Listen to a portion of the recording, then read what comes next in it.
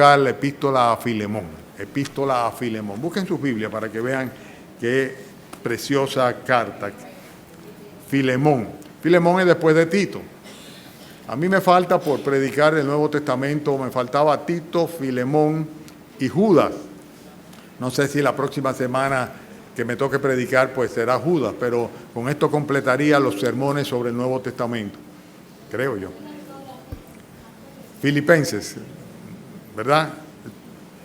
Digo, Filemón. Filemón es el hombre, ¿verdad? ¿Lo tienen? Epístola del apóstol Pablo a Filemón. ¿Ya lo tienen? Amén. Amén. Leo entonces, hermanos, y vamos a ver cuántas cosas preciosas tiene esta corta epístola. Pablo, prisionero de Jesucristo, y el hermano Timoteo, al amado Filemón, colaborador nuestro, y a la amada hermana Apia y Arquipo, nuestro compañero de milicia, y a la iglesia que está en su casa, gracia y paz a vosotros de Dios nuestro Padre y del Señor Jesucristo. Doy gracias a mi Dios, haciendo siempre memoria de ti en mis oraciones, porque oigo del amor y de la fe que tienes hacia el Señor Jesús y para con todos los santos, para que la participación de tu fe sea eficaz en el conocimiento de todo el bien que está en nosotros, en vosotros, por Cristo Jesús. Pues tenemos gran gozo y consolación en tu amor, porque por ti, oh hermano, han sido confortados los corazones de los santos. Por lo cual, aunque tengo mucha libertad en Cristo para mandarte lo que conviene, más bien te ruego por amor, siendo como soy, Pablo, ya anciano y ahora además prisionero de Jesucristo, te ruego por mi hijo Onésimo, a quien engendré en mis prisiones, el cual en otro tiempo te fue inútil, pero ahora a ti y a mí nos es útil, el cual vuelvo a enviarte. Tú pues recíbele como a mí mismo. Yo quisiera retenerle conmigo para que en lugar tuyo me sirviese en mis prisiones por el Evangelio.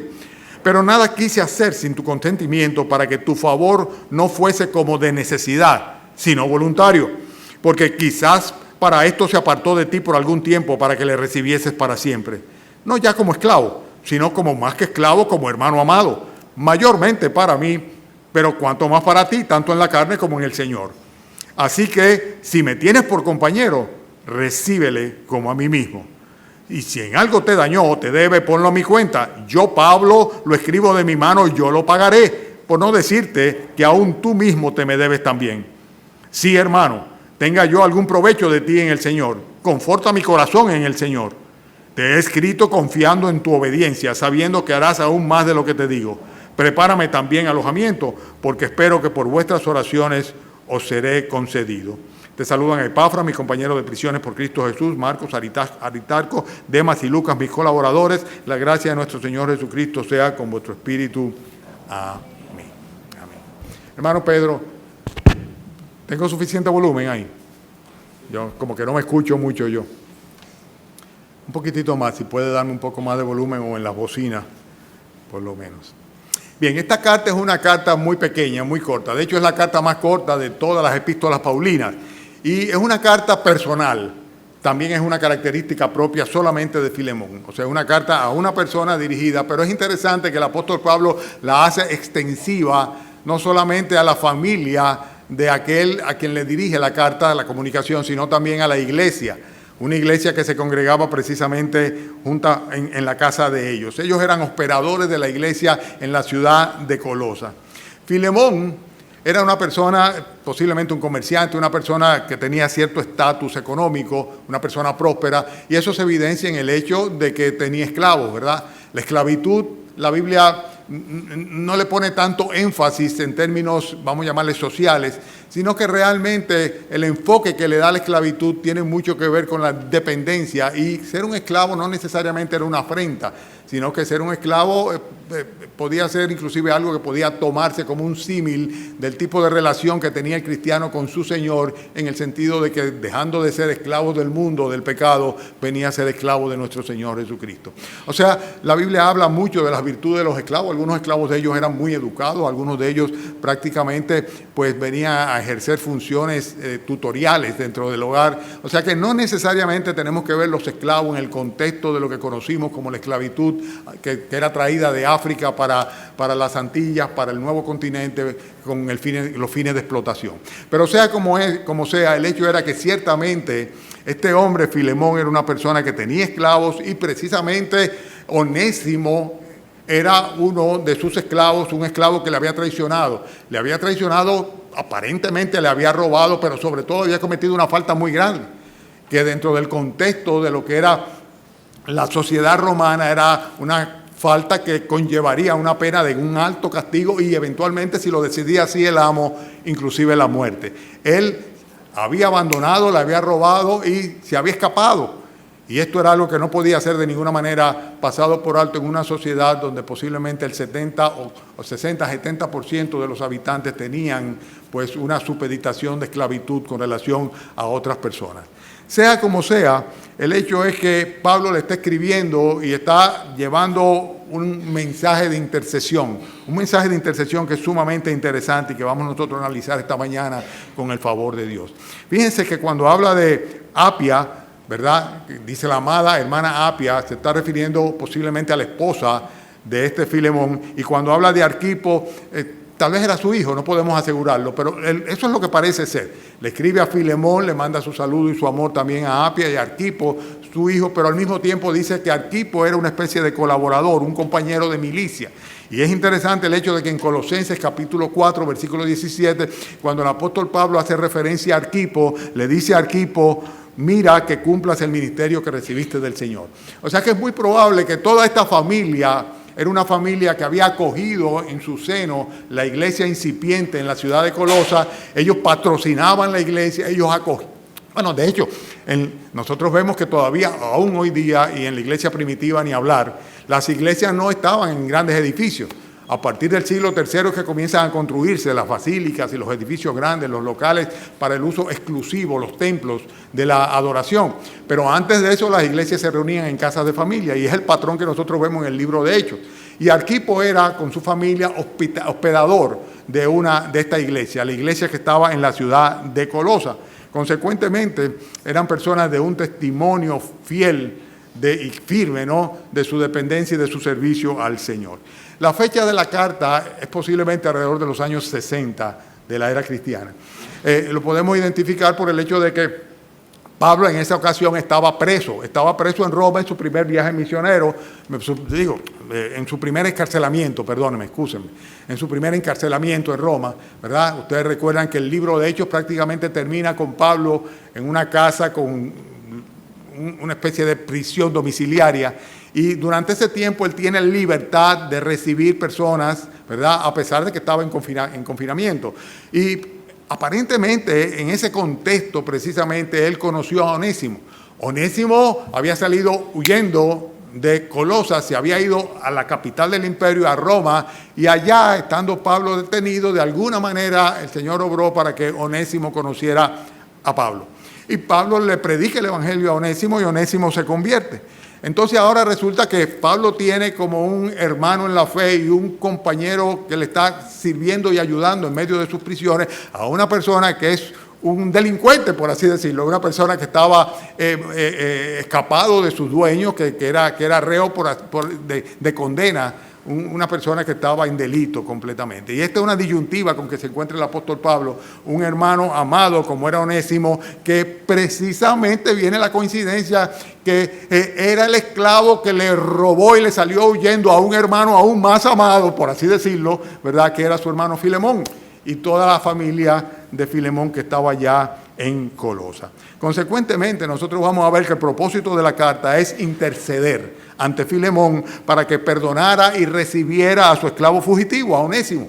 Y es una carta preciosa, una carta cuyo contenido, en cada frase, en cada expresión, en cada argumento, evidencia la profundidad argumentativa del apóstol Pablo. O sea, él tiene un don espiritual muy especial para la exhortación bíblica, y aquí vamos a ver cómo la desarrolla.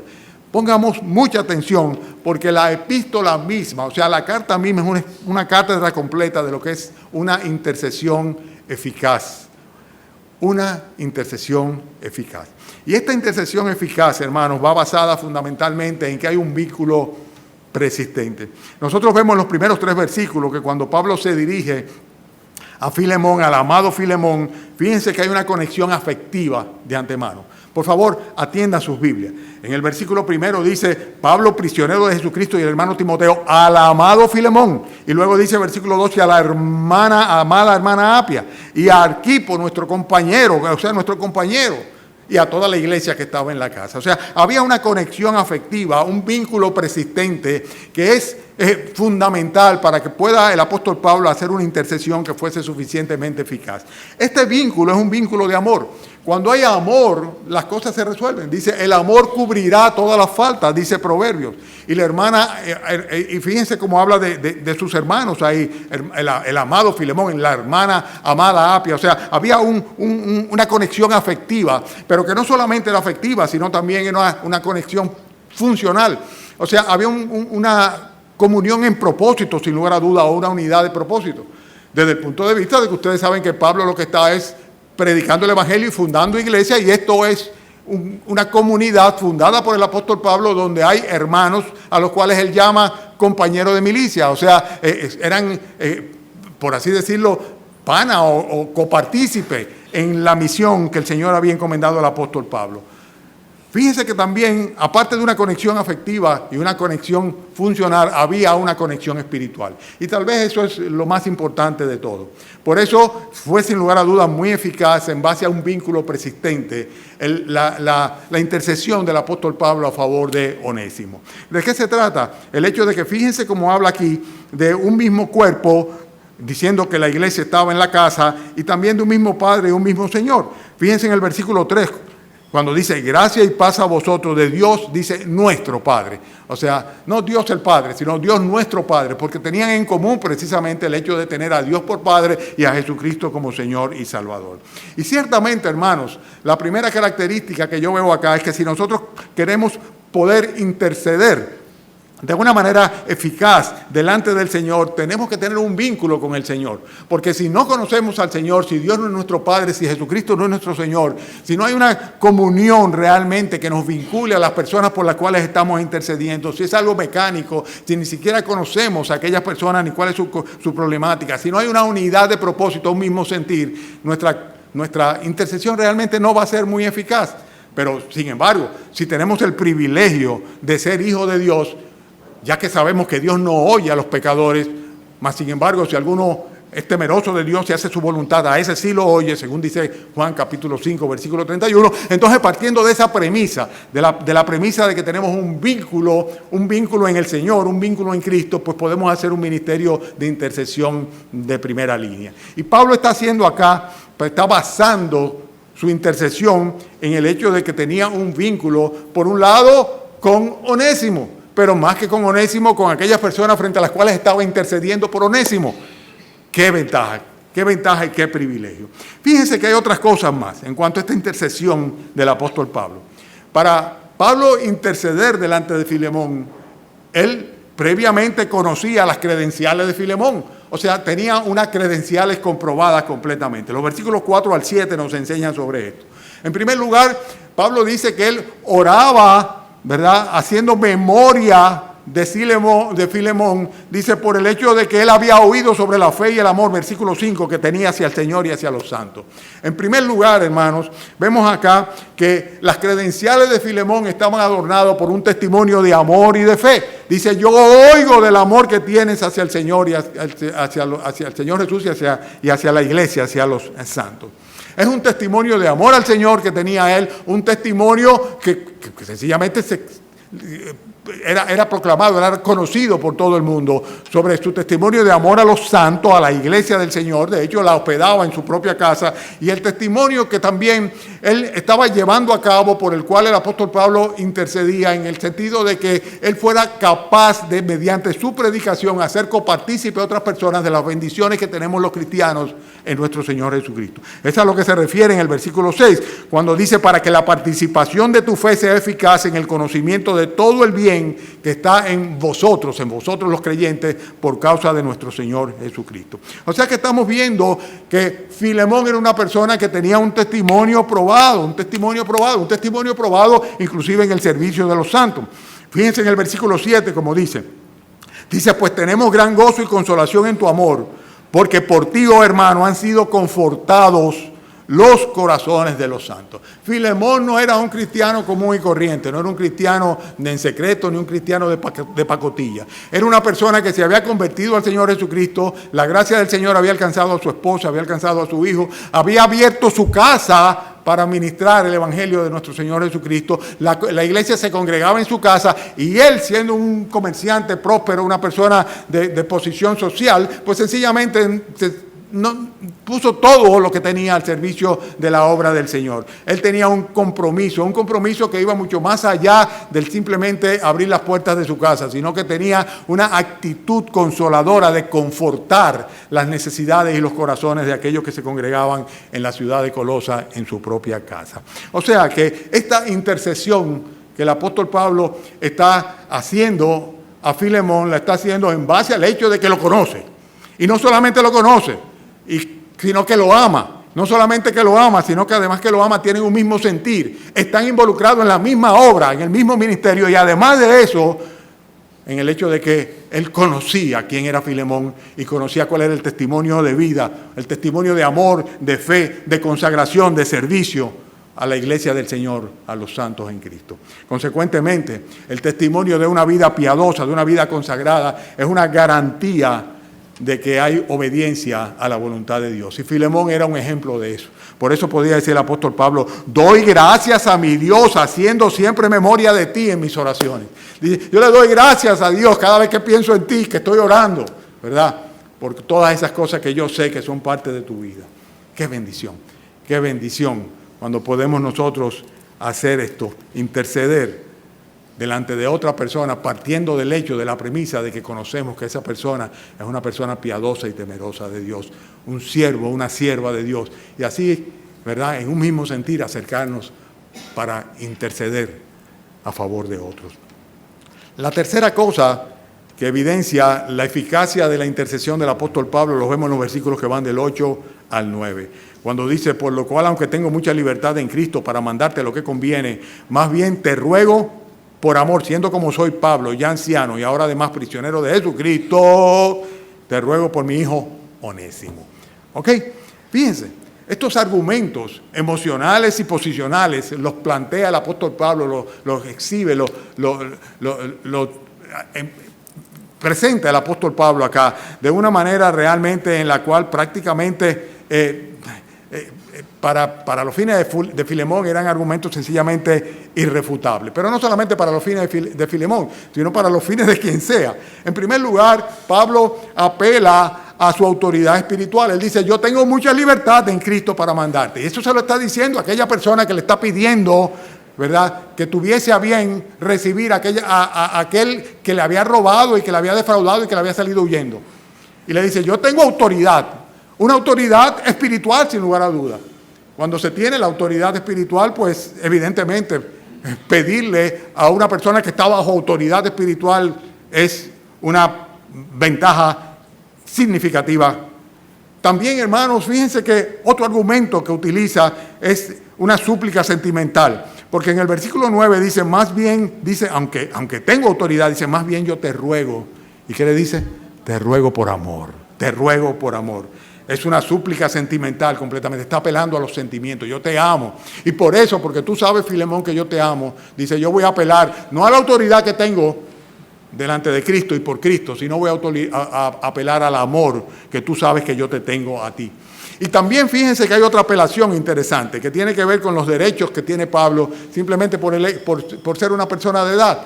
Pablo tenía, quién sabe, unos 60 y tantos años en ese momento, pero era una buena edad ya. Él mismo se autotitula anciano en la carta. Y fíjense cómo dice acá en el versículo 9. Dice, te ruego por amor, siendo como soy, Pablo, ya, ¿qué dice? Ya anciano.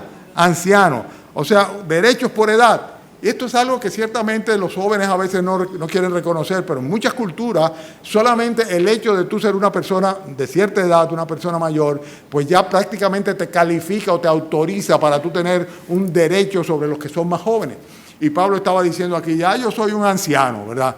Y como anciano yo apelo no a la autoridad que tengo, sino apelo a tu amor y apelo a mi condición de anciano y apelo también a las penosas circunstancias en las que me encuentro.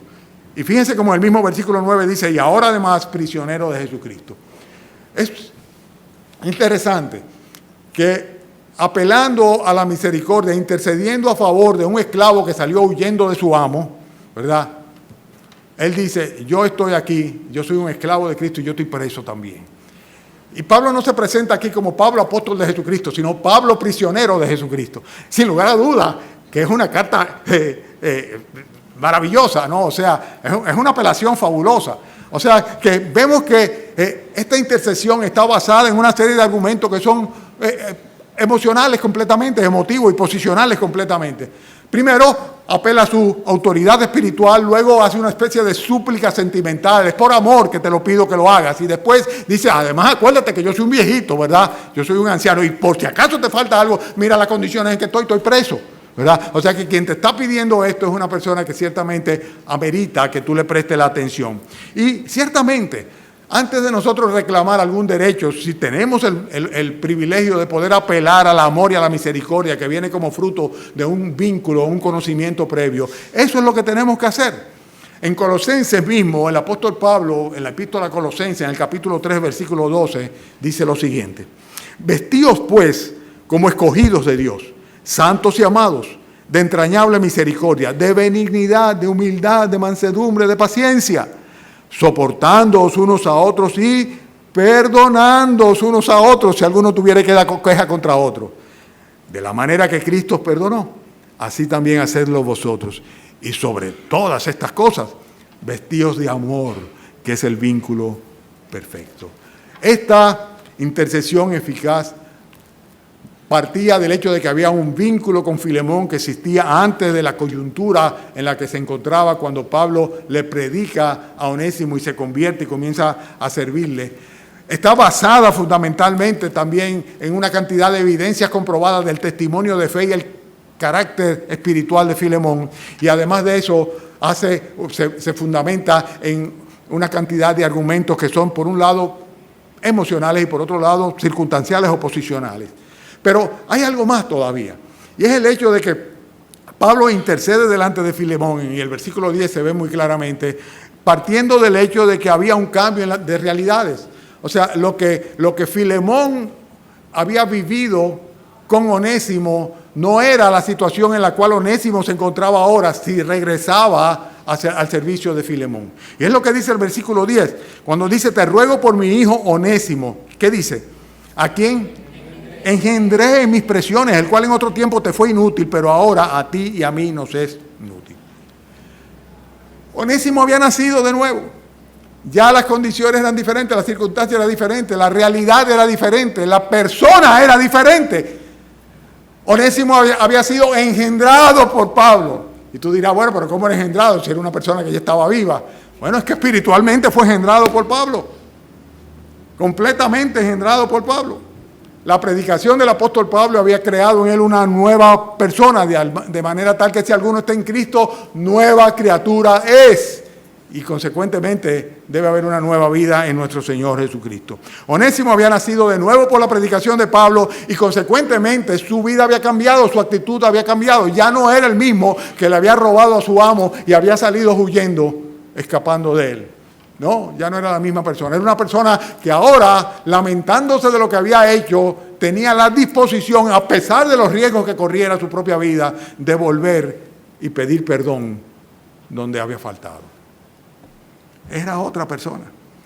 La predicación de Pablo había sido efectiva y consecuentemente ahora Pablo podía interceder delante de Filemón basado en un cambio de la realidad de Onésimo. Ya no era el mismo hombre, ya no era el mismo Onésimo, ya no era aquel siervo que merecía la muerte. Ahora, por el contrario, era una nueva criatura en nuestro Señor Jesucristo.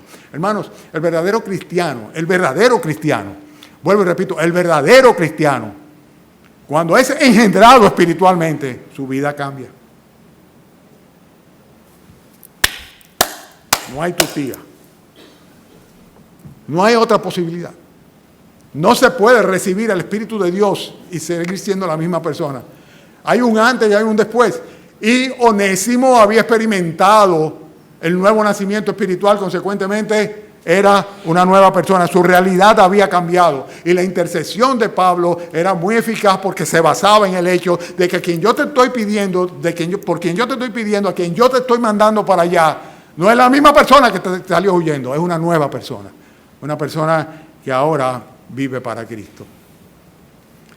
Estamos hablando de una intercesión eficaz. Óyeme, ¿cuánto se aprende? Aún en términos humanos, cuánto más en términos espirituales, de esta cortita epístola, cortita carta del apóstol Pablo. La intercesión de Pablo, además de todo lo que hemos dicho, estaba también basada en una necesidad. ¿Cuál era la necesidad? Bueno, la necesidad del perdón y de la reconciliación. Vuelvo y repito, una necesidad, la necesidad del perdón y la reconciliación. Versículos 12 al 14. El cual te vuelvo a enviarte, tú pues recíbele como a mí mismo. Yo quisiera retenerle conmigo para que en lugar tuyo me sirviese en mis prisiones por el Evangelio, pero nada quise hacer sin tu consentimiento para que tu favor no fuese como necesidad, sino voluntario. ¿Cuál es la necesidad? La necesidad de un perdón que implica recibirle con una calidad que él no merece. Vuelvo y repito. La necesidad de un perdón que implica el hecho de que Filemón debía recibir a Onésimo a pesar de que no merecía ser recibido, lo que merecía en términos legales, en términos humanos, por la traición, por la deslealtad y por la huida, era la muerte, el castigo. Que le hiciera justicia a Filemón, porque el otro le había defraudado y le había doblado. Eso era lo que le correspondía. Sin embargo, Pablo le dice, recíbele como a mí mismo. ¡Wow! Oye, qué duro.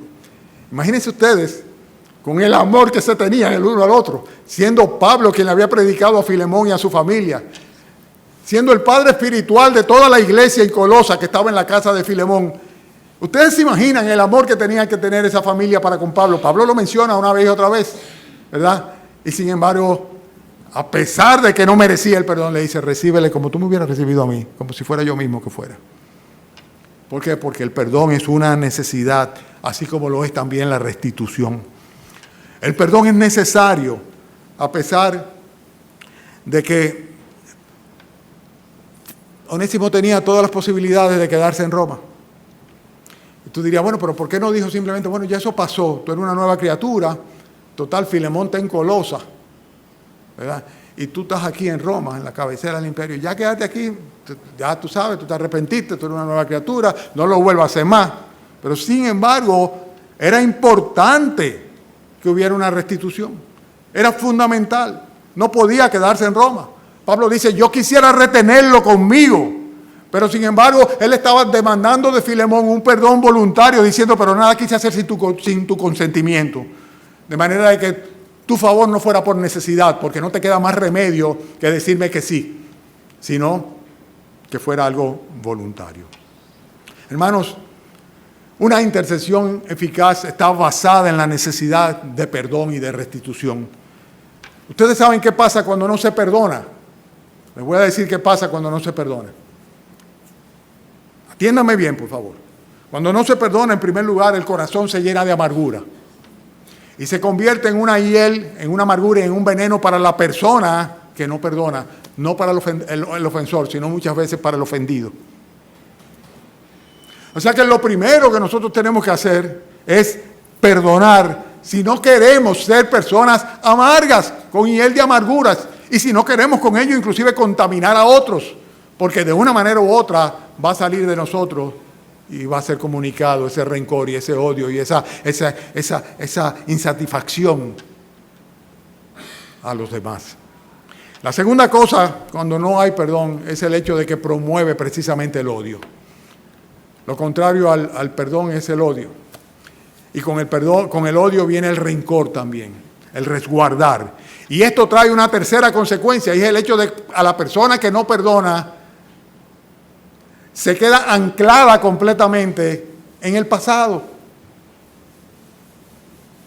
Si tú perdonas, tú pasas la página y tú sigues adelante. Pero si tú no perdonas, esa espina va a estar clavándote constantemente. Y aquel momento, y aquella circunstancia, y aquella fuga, y aquel robo, no va a dejar vivir en paz a Filemón.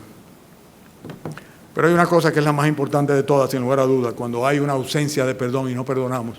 Y es que esto nos excluye de un todo de la misericordia divina. Voy a repetir las tres primeras para abundar en la última. En primer lugar, se nos llena el corazón de amargura. En segundo lugar, promovemos y se promueve, cuando no hay perdón, el odio y el rencor. En tercer lugar, se mantiene la persona atada a un pasado. No avanza. Y en cuarto lugar, que es la peor de todas, nos excluye de la misericordia divina. Recuérdense lo que dijo el Señor, Mateo capítulo 6, versículo 12. Dice, y perdónanos nuestras deudas, como también nosotros perdonamos a nuestros deudores. Hay una correlación. Más aún de eso dice, porque si no perdonáis a los hombres vuestras ofensas, tampoco os perdonará vuestro Padre Celestial vuestras ofensas. En otras palabras, la intercesión era importante porque estaba basada en la necesidad que tenía Onésimo de ser perdonado y la necesidad que tenía Filemón de perdonar a Onésimo también.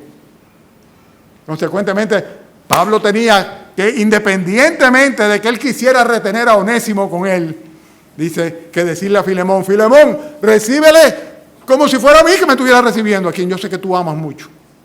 Y quien tiene derechos apostólicos, por así decirlo, o espirituales sobre ti. ¿Por qué? Porque el perdón es fundamental. Continúo. Versículos 15 y 16. Esta intercesión de Pablo fue eficaz también porque estaba basada, atiendan bien, en una perspectiva espiritual de los acontecimientos. ¿Me siguen? No entendieron, ya lo repito, no importa. Fíjense cómo dice el versículo 15, porque quizá para esto se apartó de ti por algún tiempo.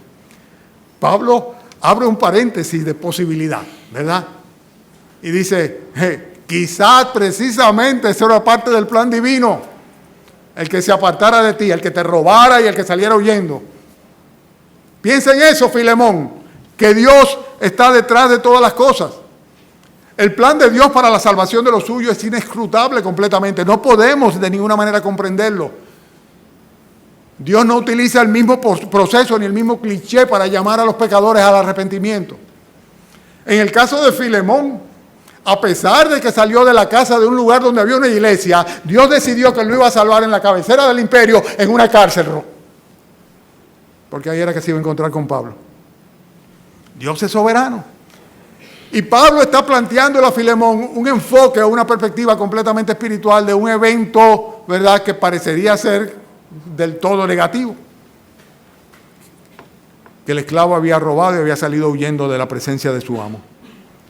Pero sin embargo, Onésimo debió sufrir una transformación total, desde el punto de vista espiritual, desde el punto de vista emocional y desde el punto de vista intelectual también. Porque había conocido el Evangelio de nuestro Señor Jesucristo. Y es lo que le dice el apóstol Pablo aquí, cuando le dice, porque quizás para eso se apartó de ti. Y no solamente eso, sino que era necesario que Onésimo dejara de ser un esclavo de Filemón para ser ahora un esclavo de nuestro Señor Jesucristo, para que entonces pudiera volver de nuevo a donde Filemón, ya no como esclavo de Filemón, sino como esclavo de nuestro Señor Jesucristo. Para servirle a Filemón como creyente, como hermano en Cristo. Primera de Corintios capítulo 7, versículo 20, dice, cada uno en el estado que fue llamado en él se quede. ¿Fuiste llamado siendo esclavo? No te dé cuidado, pero también si puedes hacerte libre, procúralo más. Porque el que en el Señor fue llamado siendo esclavo, liberto es del Señor. Asimismo, el que fue llamado siendo libre, esclavo es de Cristo. En otras palabras, eso no hace la diferencia, ¿verdad? El ser esclavo de los hombres o no, porque finalmente lo que tenemos que dejar de ser esclavos de los hombres, tanto los que son libres como los que son esclavos, para terminar siendo todos por igual esclavos de nuestro Señor Jesucristo. Qué belleza, qué realidad y qué profunda esta realidad. Consecuentemente, ya cuando Onésimo regresara al servicio de Filemón, lo haría en otra calidad, en la calidad de hermano. Versículo 16, dice 15 y 16, lo leo. Para que le recibieses para siempre, no ya como esclavo, sino más que esclavo, como, ¿qué dice? Como hermano amado, mayormente para mí, pero tanto más para ti, tanto en la carne como en el Señor. Qué bendición tan grande. Hermanos, la soberanía y el poder de Dios, su misericordia está muy por encima de nuestras circunstancias. Es a lo que se refiere Pablo cuando dice: profundidad de las riquezas y de la sabiduría y de la ciencia de Dios, cuán insondables son sus juicios e inescrutables sus caminos. Los caminos del Señor no lo conoce nadie.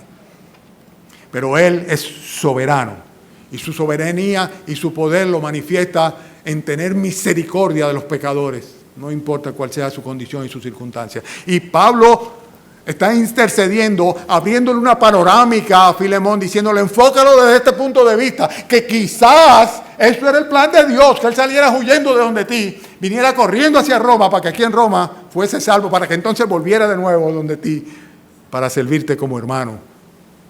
No solamente como esclavo, sino como hermano y hermano amado. ¡Wow! ¡Qué bendición! ¿No les maravilla esto? ¿No les maravilla? A mí me maravillan estas cosas. Me maravillan estas cosas. La intercesión del apóstol estaba también basada en algo adicional. A ver si ustedes lo identifican. El versículo 17 y 18 y 19. Cuando dice: si me tienes por compañero, recíbele como a mí mismo. Y si en algo te dañó o te debe, ¿qué dice? Yo, Pablo, lo escribo de mi mano. Yo lo pagaré. Por no decirte que tú también te me debes a mí mismo. Estaba basada en una oferta de redención del pago. Pablo no le estaba diciendo a Filemón: solamente es tu deber recibirle. Es bueno que le recibe. Haz una manifestación de misericordia y de amor, sino que estaba diciendo: tu cuenta va a estar saldada. Porque yo me voy a ocupar de que la cuenta, lo que él te robó, lo que te debe, lo que él te ha faltado, yo te lo voy a reponer. Apúntamelo a mí, que yo lo pagaré. ¡Qué preciosidad! Estamos hablando de que había una oferta que iba implícita en la carta, que decía: hay una redención del pago, hay un fiador rico, dadivoso y confiable, que soy yo. Consecuentemente, recíbele a él como me estuviera recibiendo a mí, recíbele como a mí mismo. Yo tengo la capacidad, decía Pablo, de asumir toda la deuda que él tiene. Por lo tanto, si en algo te dañó o te debe, ponlo a mi cuenta. Que yo tengo una cuenta ahí, es una buena cuenta que yo tengo ahí, no es una cuentita cualquiera. Y si de alguna manera, ¿verdad?, hay algo más que te deba, yo estoy dispuesto sencillamente a cargar con todas las faltas. Consecuentemente, yo de mi propia mano te lo escribo, yo te lo pagaré. Lo que sea que te deba, yo te lo pagaré. Es exactamente lo que hizo el Señor Jesucristo por nosotros. Exactamente lo que ha hecho el Señor Jesucristo por nosotros. Él se ofreció a sí mismo para pagar Él la deuda de pecado nuestro. Y dice la Biblia que el que no conoció pecado, porque no pecó Él, dice: por nosotros fue hecho pecado para que la justicia de Dios se cumpliese en Él. Para que sencillamente las cuentas fueran saldados. Él mismo llevó nuestros pecados en su cuerpo sobre el madero, para que nosotros, estando muertos a los pecados, vivamos a la justicia, y por su herida hemos sido sanados. Segunda de Corintios 5:21, Primera de Pedro 2:24. Cristo se ofreció a saldar. Eso fue exactamente lo que hizo con nosotros, los que somos sus hijos. Él pagó por nosotros. Todos nuestros pecados toda nuestra cuenta de pecado fue clavada en la cruz de nuestro Señor Jesucristo.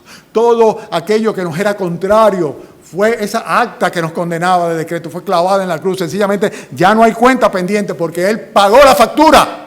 Y es lo que Pablo está diciendo aquí. Dice: Filemón, por lo demás, lo que sea que te deba, ponlo a mi cuenta, que yo voy a cubrir el pago. Esta intercesión tenía que ser eficaz, necesaria, porque estaba haciendo una oferta de redención del pago. Y eso es lo que hace Cristo: redimir nuestras deudas, pagar por nosotros, a fin de que no tengamos cuenta pendiente. Así que sí, Filemón, ese va a ser el obstáculo, el hecho de que te robó. Mira, no importa cuánto te haya robado. Por ese lado, lo que sea que te deba, apúntamelo a mi cuenta. Recuerdo una ocasión que el Señor trajo esa expresión a mis labios. Cuando una persona que pasó muchos años en la iglesia salió de la iglesia, pero antes de irse vino haciendo reclamos. Y haciéndome un reclamo, le dije yo, ponlo a mi cuenta. Apúntalo a mi cuenta. Yo no sé si él entendió o no, pero durante muchos años le serví. Algún crédito tenía que tener a favor. Pues pónmelo a mi cuenta. Y salda esa cuenta. Hermanos, Cristo hace una oferta de redención, de pago por cada uno de nosotros. Consecuentemente, hermanos, vemos que Él puede interceder de una manera eficaz en base a ese reclamo de los derechos que Él había adquirido. Que es lo que dice el versículo 19, cuando dice, yo Pablo lo escribo de mi propia mano, yo lo pagaré, por no decirte que aún tú te me debes a ti mismo. Sí, hermano, tenga yo algún provecho de ti en el Señor, conforta mi corazón. Cristo tiene todo el crédito necesario para redimir al deudor, y Pablo lo tenía también delante de Filemón. Le está diciendo a Filemón, yo tengo una cuenta contigo y mi cuenta es abundante contigo. Yo tengo crédito contigo, tengo que tener crédito contigo, porque tú mismo te me debes a mí también. Pablo era que le había predicado el Evangelio. Había sido el vehículo, el instrumento de Dios para que por fe y por gracia recibiese el perdón que es en Cristo Jesús. Consecuentemente, él tenía derecho de sacar provecho de la inversión espiritual que había hecho en la vida de Filemón. Y le estaba sacando no para su propio beneficio, sino para el bien de Filemón y el bien de Onésimo. Consecuentemente le dice el apóstol Pablo, sí, hermano, tenga yo algún provecho de ti en el Señor. Conforta mi corazón, conforta mi corazón. Óyeme, qué intercesión tan grande, tan preciosa, tan precisa, cada palabra, cuánto peso tiene, cómo refleja una actitud.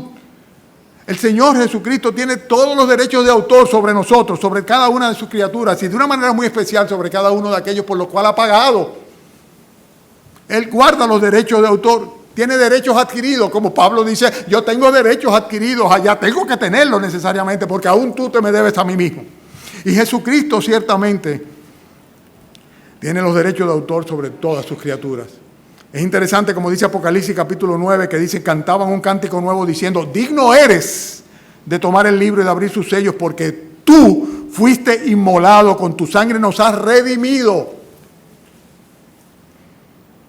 para Dios, de todo linaje, lengua, pueblo y nación. Hermanos, falta un solo punto, el 9, para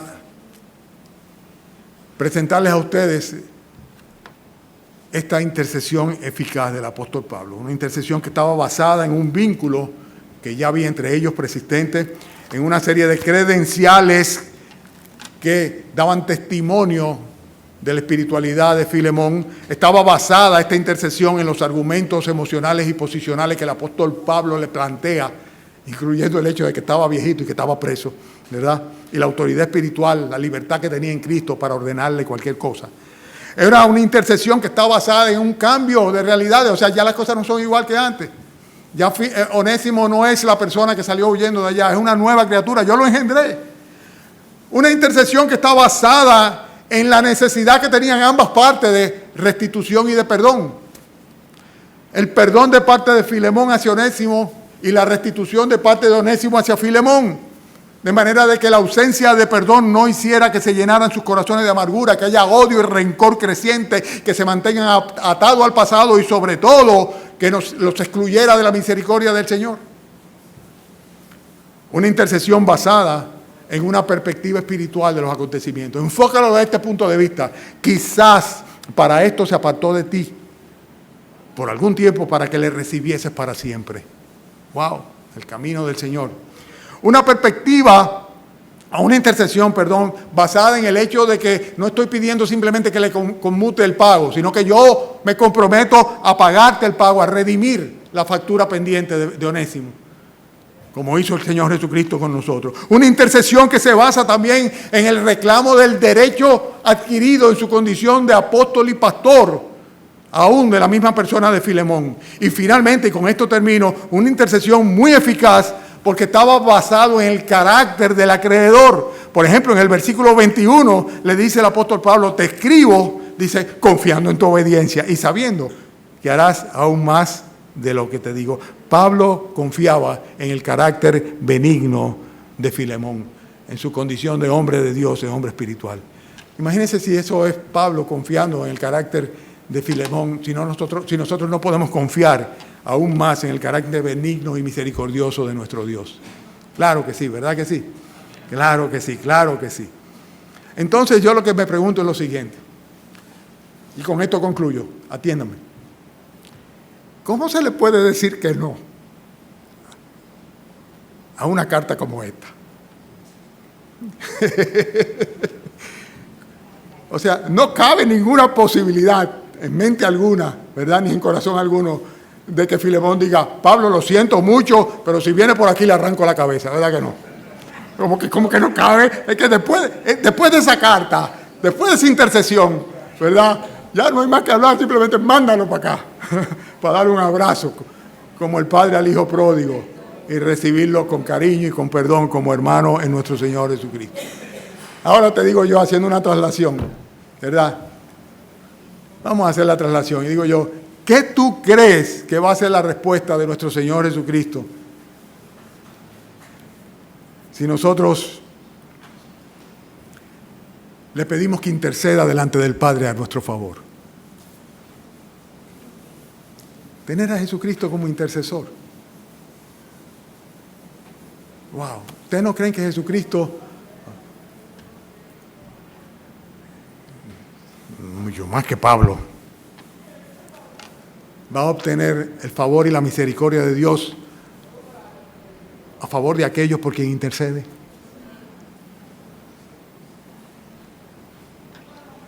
Claro, claro que lo hará. Consecuentemente, acudamos al trono de la gracia para alcanzar el oportuno socorro. Inclinemos nuestros rostros, vamos a orar. Y esta mañana, mientras todos tenemos la cabeza hacia abajo y los ojos cerrados, yo voy a invitar, voy a hacer un llamado. Cierren sus ojos, inclinen las cabezas. No están acostumbrados, yo lo sé, pero hoy lo voy a hacer. Esta mañana yo les voy a invitar a ustedes, hablando con el Señor, ahí en su lugar, cada uno de ustedes en su lugar, a que le pidan al Señor Jesucristo que interceda delante de Dios Padre para que perdonen sus pecados. Y le pidan al Señor Jesucristo que le reconcilie con el Padre, con Dios, por medio de su sangre derramada en la cruz del Calvario. Y le pidan al Señor Jesucristo que perdonando sus pecados les haga heredero de la vida eterna y que les reciba como hijos, como hermanos, como más que hermanos.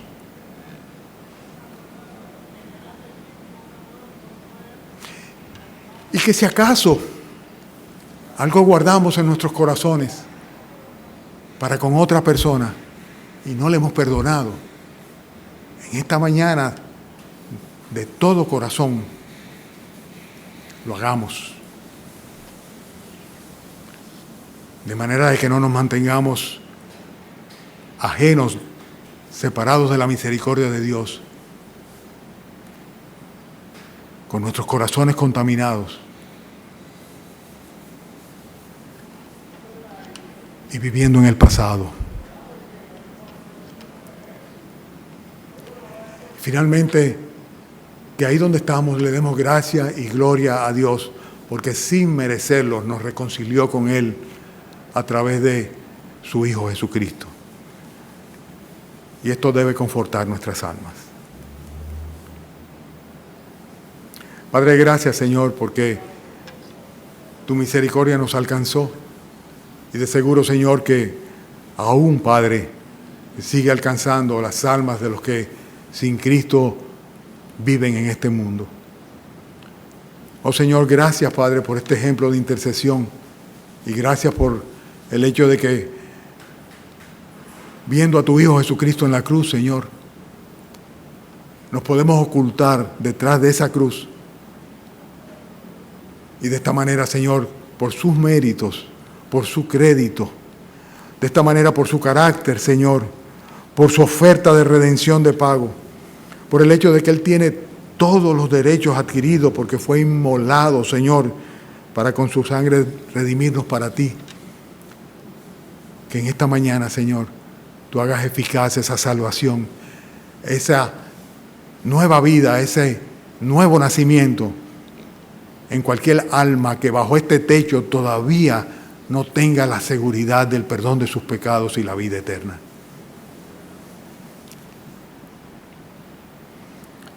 Padre, gracias por esta corta epístola que nos enseña tanto. Nos enseña de ti, de tu amor, de tu misericordia, de tu gracia, pero nos enseñas también, Señor, de nosotros y de lo que tú quieres que nosotros seamos y hagamos, Señor. Bendice tu iglesia, Señor. Permite que nos congreguemos esta tarde nuevamente, Padre, y hacerlo con gozo, Señor, en este día que dedicamos a ti. Y si alguno, Señor, esta mañana ha sido salvo, concédenos saberlo, Señor, para que podamos discipularle, para que se convierta en un fiel discípulo de Jesucristo y podamos regocijarnos con ello. Te pedimos tu bendición, que nos despidas en el nombre de Cristo Jesús. Amén.